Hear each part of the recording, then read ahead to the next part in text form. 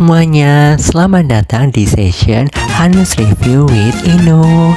Jadi aku Tanzil Ibnu Ibrahim ingin mereview salah satu buku novel aku yang judulnya Tentang Kamu yang ditulis oleh Terry Lie. Jadi aku mau review dari segi sinopsisnya nih, kelebihan sama kekurangan, dan dari 3 poin ini aku akan ingin share ke kalian dengan jujur. Jadi hari ini aku mau bahas dari segi sinopsisnya dulu nih. Buku ini tuh menceritain tentang salah satu tokoh yang bernama Sri Ningsih. Jadi Sri Ningsih ini adalah orang yang memiliki 1% saham dari perusahaan sabun, dan pada suatu hari dia terdengar kabar kalau dirinya wafat di panti jompo yang letaknya di Paris. Namun dirinya tidak memiliki harta wasiat untuk harta warisannya. Bahkan kehidupan masa lalunya pun belum diketahui oleh banyak orang. Maka dari itu, seorang pengacara bernama Zaman Zulkarnain diminta untuk menangani kasus Sri Ningsih oleh firma hukum yang letaknya di London.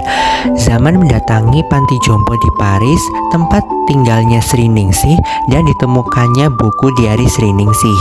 Zaman mengunjungi pulau di Indonesia, tempat Sri Ningsih lahir bernama Pulau Bungin. Zaman bertemu dengan orang yang sangat mengenal Sri Ningsih saat masih di pulau itu. Orang itu bernama Ode, anak dari kepala kampung yang senang membantu Nugroho atau ayah dari Sri Ningsih.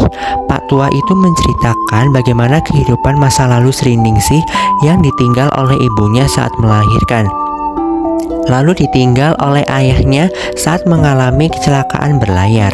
Tinggallah Sri Ningsih bersama dengan ibu tirinya bernama Nusi Marata yang dinikahi oleh ayahnya saat Sri Ningsih masih kecil. Nusi Marata berubah menjadi kejam setelah Nugroho meninggal. Dirinya menyebut Sri Ningsih sebagai penyebab dari kematian Nugroho. Sakit hati berlanjut dari hari ke hari karena sikap ibu tirinya yang selalu menyiksa anak tirinya. Adik Sri Ningsih bernama Tilamuta pun terkena jahatnya oleh Nusi Marata. Namun suatu hari rumahnya kebakaran, membuat Nusi Marata tak selamat. Akhirnya Sri Ningsih bersama Tilamuta pergi merantau ke Jawa Tengah. Setelah dari Pulau Bungin, Zaman pergi ke Jawa Tengah. Di sana Zaman mengunjungi madrasah tempat Sri Ningsih mendapatkan sahabat, sekaligus mendapat pengkhianatan dari sahabatnya itu sendiri. Di madrasah Kiai Maksum, Zaman bertemu dengan sahabat Sri Ningsih bernama Nuraini. Nuraini menceritakan semua tentang Sri Ningsih selama berada di madrasah. Sri Ningsih dan Nuraini yang awalnya belajar di sana bertemu dengan seorang guru mereka yang masih muda bernama Sulastri. Mereka bertiga pun jadi sahabat. Sulastri memiliki suami bernama Musoh yang menjadi seorang kepala asrama putra. Pada saat mereka berdua lulus, mereka ditawarkan untuk mengajar di madrasah tersebut. Suatu hari, Nuraini dijodohkan oleh orang tuanya dengan seorang cucu ulama besar dari Minang bernama Arifin. Keilmuannya yang mendalam dan akhlak yang begitu memesona. Kehadiran Arifin membuat Musoh harus berbagi posisi menjadi kepala asrama putra, yang menimbulkan rasa iri dalam hati Musoh. Rasa iri dalam hati Musoh juga menyebar ke istrinya yang bernama Sulastri. Sulastri menghasut Sri Ningsih untuk ikut bergabung dengan kelompok PKI atau sebutannya itu Partai Komunis Indonesia bersama suaminya, dan juga menghasut Sri Ningsih untuk ikut menghancurkan madrasah saat pemberontakan PKI berlangsung dengan membunuh orang yang ada di dalam madrasah sebagai bentuk pembalasan dendam Musoh dan Sulastri. Sakit hati yang dialami oleh Sri Ningsih serta rasa benci Sri Ningsih dan Nuraini dengan Sulastri sangat besar. Tapi setelah kejadian tersebut, Sri Ningsih bisa merasakan sakit itu. Tidak lagi Sri Ningsih dendam rasa benci kepada Sulastri dan anggota PKI yang telah membunuh adiknya yang bernama Tilamuta. Namun Sri Ningsih merasa bahwa dirinya telah mengkhianati Sulastri karena saat di meja hijau, Sri Ningsih mengakui bahwa Sulastri terlibat dalam pembunuhan Kiai Maksum. Akhirnya Sri Ningsih pergi dari madrasah tersebut untuk pergi ke Jakarta memulai kehidupan baru di sana. Zaman diberi kotak jati yang berisikan surat yang pernah dikirim oleh Sriningsih dari Jakarta ke Nuraini yang dapat membantu dirinya mencari informasi lebih lanjut tentang kehidupan Sriningsih di Jakarta. Di Jakarta, Sriningsih belajar untuk bangkit di saat dirinya gagal menjadi pedagang kaki lima, membuat gerobak dorong pertama di Jakarta, membangun rental mobil yang pada akhirnya gagal sebab terjadi kerusuhan malapetaka pada 15 Januari 1974, lalu bekerja di perusahaan sabun hingga mendirikan bisnis sabun sendiri bernama Rahayu. Namun tiba-tiba Sulastri menghampiri dan mengancam Sriningsih untuk membunuh semua orang yang dia cintai hingga membuat pabriknya rusak parah. Keadaan Sriningsih seperti melihat hantu dan memutuskan menjual pabrik dengan syarat dia harus mendapat 1% kepemilikan atas bisnis sabun Rahayu. Sriningsih pergi meninggalkan Jakarta menuju London. Di London, dia mendapat keluarga Rajendra Khan asal India Utara. Dirinya menjadi supir bis, lalu bertemu dengan seorang pria asal Turki bernama Hakan Karim. Mereka saling jatuh cinta dan akhirnya menikah. Setelah menikah, akhirnya Sriningsih mengandung, namun mengalami keguguran.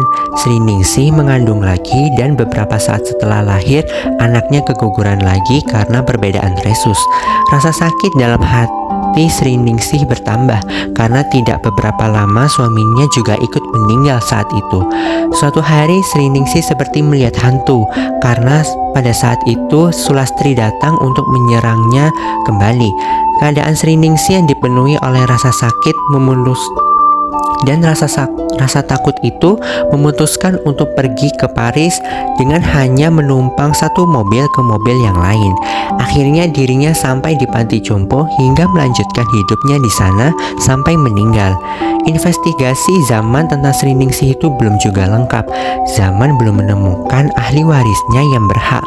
Bersamaan dengan itu, Zaman mendapati kabar bahwa firma hukum bernama ANZ Law berhasil menemukan Tilamuta dan memiliki bukti DNA. Firma hukum itu juga menemukan Ningrum dan Murni sebagai mertua dan istri Tilamuta. Zaman tidak percaya karena menurut Sriningsih yang dia tahu Tilamuta sudah meninggal. Tidak lama kemudian, Zaman menemukan surat wasiat Sriningsih yang ada di bagian bawah peti jati milik Nuraini. Di catatannya dirinya tidak menemukan nama Tilamuta karena Sriningsih hanya tahu Tilamuta sudah meninggal. Dugaan itu benar hingga terkuak kebenaran bahwa Ningrum sebenarnya adalah Sulastri dan Murni adalah anaknya. Rasa dendam dalam hati Sulastri belum padam meskipun Sriningsih telah tiada. Hal itulah membuat dirinya menyamar menjadi mertua Tilamuta bernama Ningrum dan ternyata Sulastri menyekap Tilamuta selama 50 tahun lebih. Akhirnya Sulastri menjalani proses hukum dan harta warisannya dibagikan sesuai dengan surat wasiat dari Sriningsih. Zaman pun berhasil menyelesaikan masalah ini dan belajar apa arti dari kehidupan masa lalu Sriningsih. Jadi begitulah sesi sinopsis yang aku share ke kalian tentang buku ini yang judulnya Tentang Kamu yang ditulis oleh Terry Lie. Nah, sekarang aku mau ingin bahas nih tentang bagaimana sih kelebihan dan kekurangan dari buku ini. Jadi kelebihan dari buku ini itu adalah yang pertama, dari segi penulis, bahwa penulis itu sudah menggunakan kaidah kebahasaan yang sesuai dengan pedoman umum ejaan bahasa Indonesia, yang artinya tidak ada nih yang namanya bahasa typo di dalamnya, sehingga mudah dipahami oleh pembaca.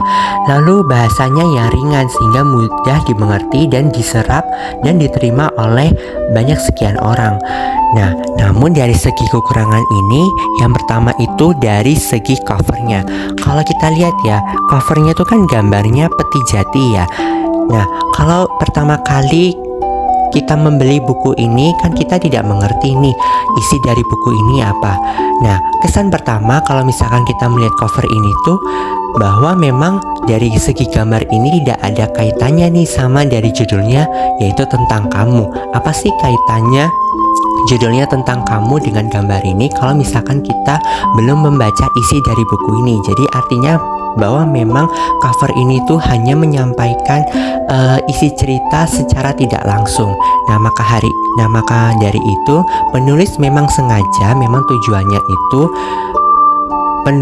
pembaca harus mengerti dan membaca terlebih dahulu nih novel ini.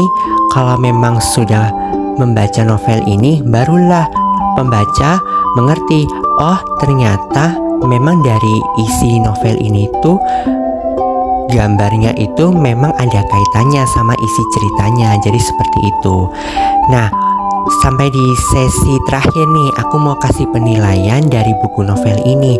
Nah, karena memang meninjau dari segi kelebihan dan kekurangan, aku rekomendasikan buku ini dengan bintang 4,5 dari 5. Buku ini sangat bagus banget nih, dan aku rekomendasikan untuk kalian, buat kalian yang pembaca pemula atau yang baru memulai membaca novel. Jadi segitu dulu ya session Hanes Review with Inu.